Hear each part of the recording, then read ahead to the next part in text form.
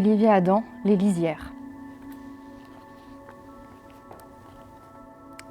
Je suis arrivée à V, à 2 doigts du sommeil. J'avais quitté l'autoroute les yeux mi-clos. Dans le flou défilaient des entrepôts, des rangées d'immeubles HLM séparés par des pelouses rases et mitées, des alignements d'enseignes et de cubes en tôle, des nuées de panneaux d'affichage et de feux rouges. Puis, j'avais traversé le fleuve. Sur la gauche, les arbres camouflaient les usines, filaient vers la campagne qui gagnait peu à peu pour s'épanouir. Insoupçonnable, à 30 km de là, en un désert de colza, de blé, de maïs et de pommes de terre.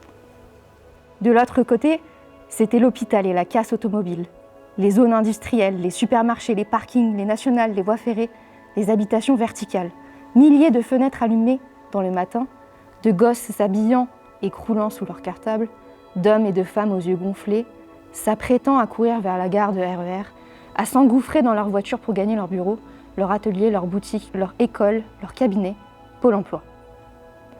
Partout s'agitait une vie concrète et réduite, modeste et résolue. On y était un peu à l'étroit, mais c'était la seule dont on disposait vraiment. Le seul horizon tangible. Partout on se débattait, on se résignait, ça dépendait des jours. De la fatigue, des emmerdes, du boulot, des petits, de l'argent, de la santé. Je n'avais jamais pu m'y résoudre. Je m'étais toujours dit qu'il devait y avoir autre chose. Du reste, la plupart de mes amis s'enorgueillissaient de vivre une autre vie. Mais je ne voyais pas très bien laquelle. Ils bossaient, élevaient leurs enfants, partaient en vacances 1 fois ou 2 par an. Bien sûr, ils étaient cultivés, lisaient des bouquins, les journaux parlaient art et politique, mais fondamentalement, je ne voyais pas la différence. Il n'y avait qu'une seule vie, et je n'avais toujours été incapable de la vivre vraiment. Au final, j'avais choisi de contourner l'obstacle. J'avais choisi de déserter. Je n'en étais pas spécialement fière. Dès que j'avais pu, j'avais laissé tomber tout ce qui, de près ou de loin, ressemblait à un boulot, même intéressant. La moindre contrainte me pesait. Obéir à un patron, me lever pour me rendre dans un bureau, était au-dessus de mes forces. Sarah en riait au début, mais je crois qu'à force, elle a fini par trouver ça indécent. Cette façon d'affirmer que je n'étais pas fait pour le travail et la vie sociale. Comme si quelqu'un l'était. Comme si on avait le choix. Comme si quelqu'un pouvait encore se payer ce luxe. Passé la Seine s'étirait la litanie pavillonnaire. Vaste zone au découpage subtil. D'un quartier plus bourgeois à un autre plus modeste, rien ne changeait véritablement. Partout, c'étaient des maisons crépies et d'autres en pierre meulière, cernées de jardins aux tailles variables. Sur certaines parcelles, les habitations se touchaient et se dupliquaient à l'infini, s'enroulaient sur elles-mêmes le long d'allées portant les noms d'arbres, s'organisaient en impasses, ménageaient quelques pelouses plantées de marronniers ou de bouleaux. Au-delà, aux 4 coins de V, les cités régulaient des milliers d'habitants aux confins.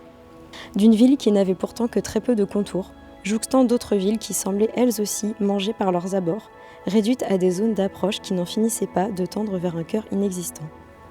On changeait de code postal par la seule grâce d'un panneau indicateur. Vu du ciel, tout se fondait en une masse indistincte. Au centre, 3 boutiques s'alignaient près d'une école, d'une église et d'une pharmacie. Un cinéma et un restaurant japonais tentaient quelque chose, mais sans conviction véritable. Il y avait bien longtemps que les centres commerciaux du coin faisaient office de centre-ville. Un centre-ville aux odeurs de viennoiseries, industrielles et de vêtements fouillés, d'hypermarchés et de pop-corn sur les sièges des multiplexes. Un centre-ville de plantes grasses et de fontaines en faux marbre, de vitrines et de lumière crue, de selfs et de salles de bowling. J'ai pris 3 fois à droite et me suis garée devant chez mes parents. Devant chez moi, devrais-je dire, puisque moi aussi j'ai vécu là. Puisqu'ils avaient acheté cette maison à ma naissance, après avoir vécu 10 ans dans une tour de la cité des Bosquets. Un portillon noir signalait l'entrée. Devant le pavillon, mur de pierre et toit de tuiles orange, s'étendait un petit rectangle de pelouse planté d'un saule et d'un lilas, bordé de plates-bandes qui ne tarderaient pas à fleurir.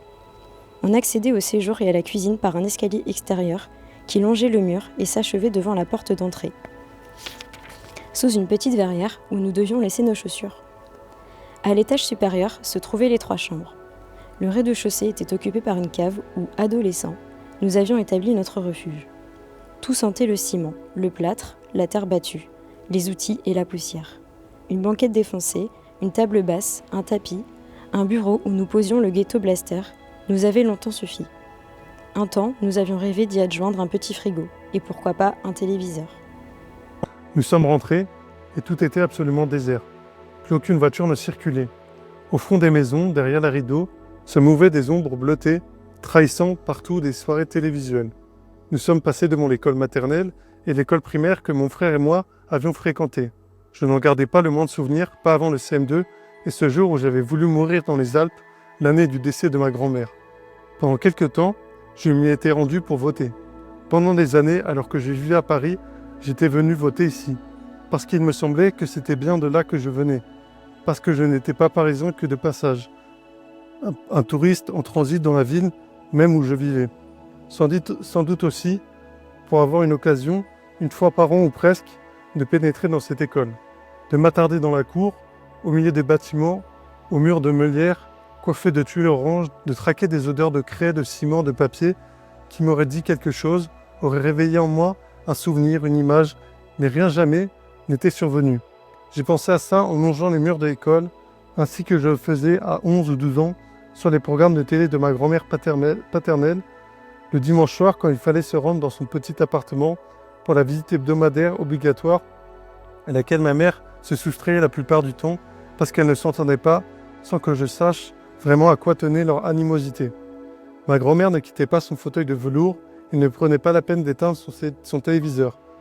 Après avoir contemplé un long moment ces 3 cages à oiseaux, je finissais par piquer 3 bonbons dans la petite boîte en faux cristal qui se dressait parmi les dizaines de babioles de verre, de jade ou de porcelaine posées sur des napperons.